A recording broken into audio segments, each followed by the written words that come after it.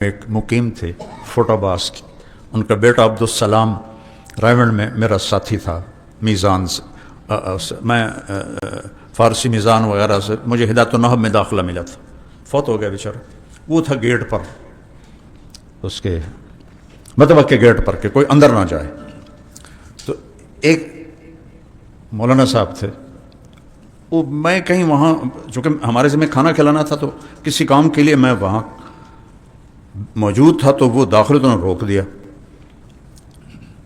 تو وہ پٹھان تھے، فوت ہو گئے اللہ ان کے درجے بلند کر، تو کہنے کہ تم جانتے نہیں ہو میں کون ہوں؟ اس کو پتا تھا، رائیونڈ پڑھاتے تھے، ہم نے ان سے تھوڑی پڑھی ہوئی ہے ہدایہ پڑھی، وہ کہنے لگا اے تسی سچ لے پھیل آ لو، اس وقت سچ چلے ہوتے تھے، وہ اردو اس کو آتے نہیں تھے، کہنے لگا مولوی صاحب تسی سچ لے پھیل آ لو، وہ پھر کہا تمہیں پتہ نہیں میں کون ہوں؟ تسی سچ لے پھیل آ لو، یہی میں تماشا ان کا بڑے مزے سے دیکھتا رہا۔ تو مصیبت یہ ہے کہ ہمیں اننی من المسلمین بننا نہیں آتا ہے۔ حضرت نانوتوی کا ایک ملفوظ یاد آ گیا کہ بھلا ہو اس علم کا جس کی وجہ سے اپنی شناخت کروانی پڑی، اگر یہ میرے ساتھ نہ ہوتا تو دنیا کو پتہ ہی نہ چلتا کہ قاسم بھی کوئی دنیا میں آیا تھا۔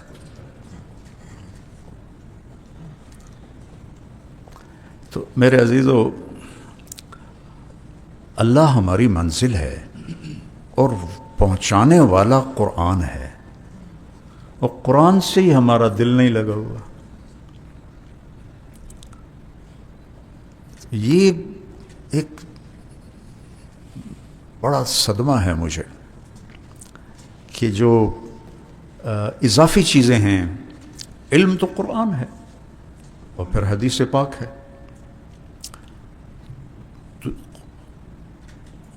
حضرت عثمان رضی اللہ عنہ کا فرمان ہے، اگر تمہیں قرآن میں کیا اللہ نے حلاوت رکھی ہے اگر تمہیں پتہ چل جائے تو تمہاری نظریں کبھی قرآن سے ہٹیں نہیں۔ عبد الرحمن تیمی فرماتے ہیں کہ میں حرم شریف میں بیٹھا تھا اور حضرت عثمان تشریف لائے، رات کا وقت تھا، جوتا ہاتھ میں تھا، تازہ وضو کیا تھا، اور جوتا رکھ کے میرے قریب نیت باندھ لی اور الف لام میم ذالک الکتاب سے تلاوت شروع کی۔ تو مجھے تجسس ہو گیا کہ یہ الف لام سے شروع کر رہے ہیں، کہاں رکوع کریں گے؟ تو کہا میں بیٹھ گیا، بیٹھا ہی تھا کہ میں سننے لگ گیا، چلتے گئے چلتے گئے چلتے گئے چلتے گئے، والناس پہ جا کے رکوع کیا، وتر کی ایک رکعت تھی، والناس پہ جا کے رکوع کیا، اور جب بلوائیوں نے گھیر لیا تو قرآن کھول کے بیٹھ گیا کہ میرے لیے یہی کافی ہے۔ وہ پڑھا ہوا ہے قرآن ترکی میں پڑھا ہوا ہے، اور جب وہ اس نے نیزہ مارا تو فَسَيَكْفِيكَهُمُ اللَّهُ پہ جا کے چھینٹے خون کے پڑے، فَسَيَكْفِيكَهُمُ اللَّهُ وَهُوَ السَّمِيعُ الْعَلِيمُ۔ تو مجھے اللہ چاہیے، بھوک جب لگتی ہے تو کچھ ہلچل ہوتی ہے، جی ہوتی ہے، تو اللہ کی بھوک کبھی لگی ہے، ایسی ہلچل پیدا ہوئی ہے کہ ہائے اللہ عمر گزر گئی، میرا دل ناآشنا ہے، جو میں سر بسجدہ کبھی ہوا تو زمین سے آنے لگی صدا، تیرا دل تو ہے صنم آشنا، تجھے کیا ملے گا نماز میں۔ اقبال رحمۃ اللہ علیہ۔ تو آپ لوگ جوان ہو، ابھی آپ کی عمر ہے، اب 70 سے 72 ہو گئے، 72 سے 73 ہو گئے، اب تو کنارہ نظر آ رہا ہے، اور میرا سب سے زیادہ رونا ان دنوں میں اس بات پر ہے کہ یا اللہ 70 سال گزار دیے، ابھی تک تیرے تعلق کو احساسات میں نہیں میں اب دیکھتا۔ عقلی طور پر میں مانتا ہوں لا الہ الا اللہ، تجھے سجدہ بھی کرتا ہوں، تیری مان کے چلنے کی کوشش بھی کرتا ہوں، لیکن تو میرے دل میں بس جائے، مجھے اس سے مجھے موت نہ دینا۔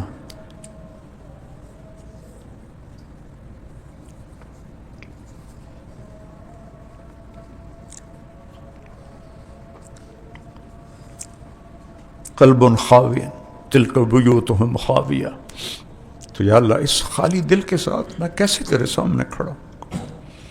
دنیا میں وہ جو عامی عربین سعودیہ میں ایک محاورہ ہے، من بر حل حل من جو یعلم اللہ، یہ سعودیہ کی عامی زبان میں ہے، من بر حل حل من جو یعلم اللہ۔ بڑا دکھ ہوتا ہے بیٹا واللہ، بڑے عرصے بعد ہوش آیا کہ موت قریب آ گئی اور دل نہ آشنا ہے۔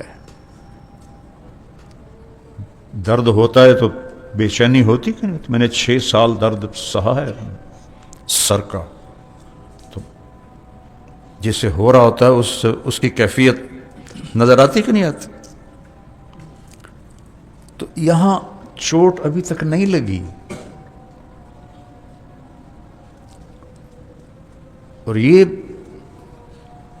اللہ پہل کر چکا ہے، یا ابن آدم انی لک محب، سبحان اللہ۔ یہ دنیا کے بادشاہ بھی کبھی کسی سے پہل کرتے ہیں، لوگوں کو ان کی خوش آمد کرنی پڑتی ہے، تب جا کر وہ متوجہ ہوتے ہیں، اور ان کی توجہ بھی ایک سیاسی ہوتی ہے، اور وہ جس کو کسی کی ضرورت ہی نہیں ہے۔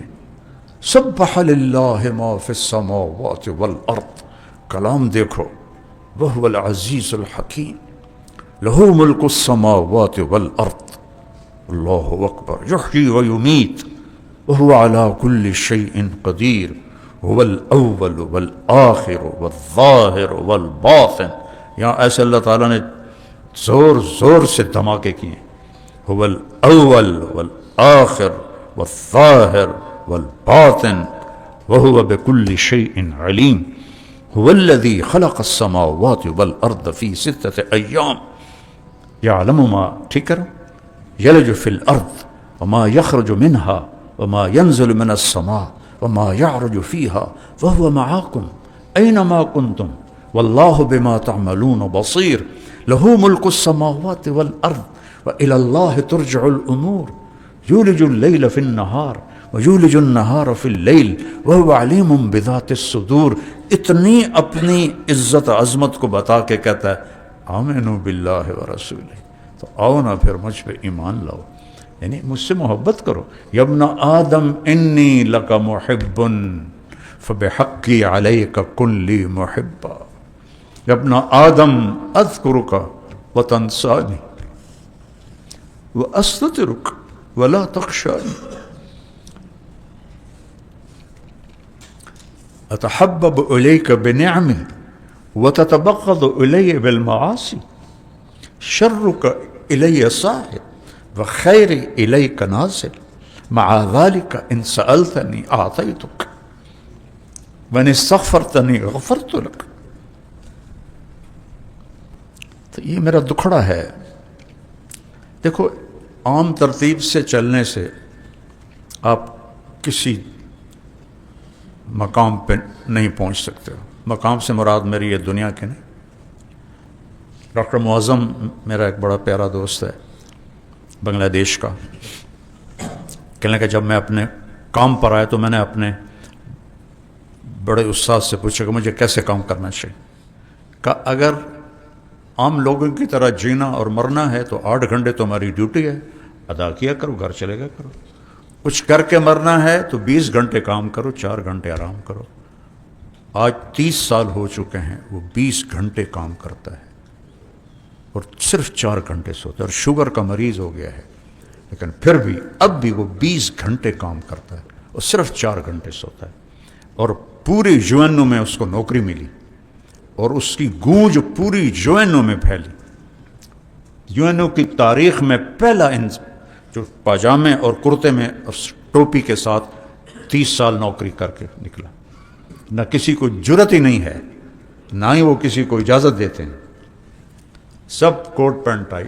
ایک نمونہ ہے کہ جس کے سر پر ٹوپی، کرتا اور بنگالی پاجامہ، صرف اس کی 20 گھنٹے کی محنت نے ان کے سر جھکا دیے ان کی محنت کے سامنے۔ تو ایک ہے رواجی جیسے آپ کر رہے ہو، تو اللہ ہمارا ایمان پہ خاتمہ کر دے، انشاءاللہ جنت مل جائے۔ دوسرا ہے کہ اللہ بھی کہے واہ میرا بندہ، تو انہیں خوش کر دی. جیسے احمد بن حنبل رحمۃ اللہ علیہ خواب میں ملے، پوچھا کیا ہوا آپ کے ساتھ؟ کہا اللہ نے پوچھا احمد کوڑے کس لیے کھائے تھے؟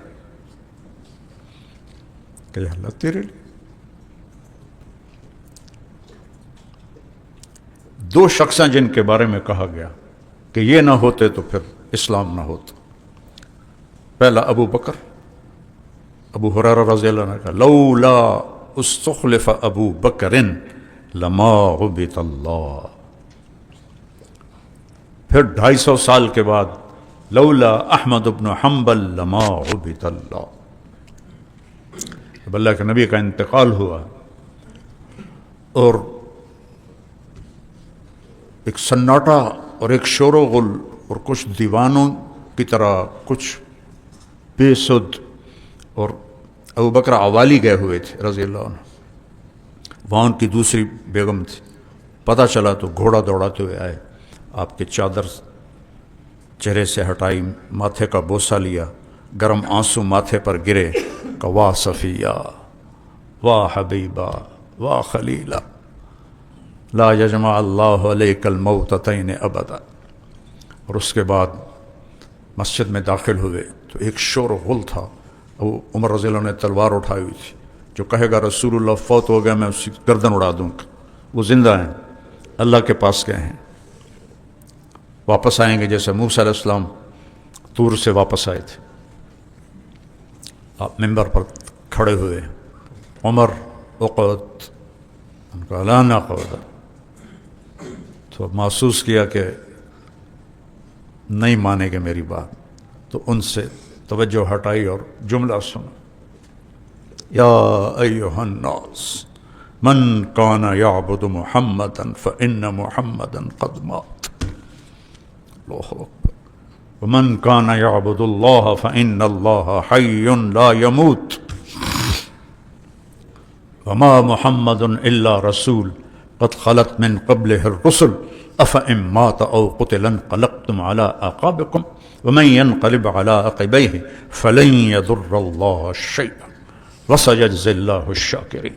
عمر رضی اللہ عنہ فرماتے ہیں کہ میری ٹانگوں سے جان نکل گئی تو میں ایسے گرا، ایسے نہیں گرا، ایسے سیدھا گرا کہ مجھے لگا جیسے یہ آیت ابھی نازل ہوئی ہے، اور مجھے یقین ہو گیا کہ اللہ کے نبی فوت ہو گئے. اور اس کے بعد خلیفہ لولا استخلف ابو بکر.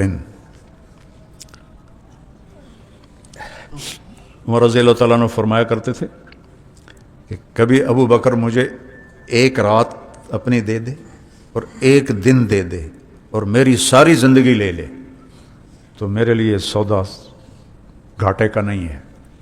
کون سی رات؟ 27 صفر کی رات، غار ثور کی رات، جب آپ اللہ کے نبی کے ساتھ چلے، کبھی آگے چلتے کبھی پیچھے چلتے، کبھی آگے چلتے کبھی پیچھے چلتے، اور اللہ کے نبی پنجوں پہ چل رہے تھے کہ کھوجی پیچھے نہ آ جائے.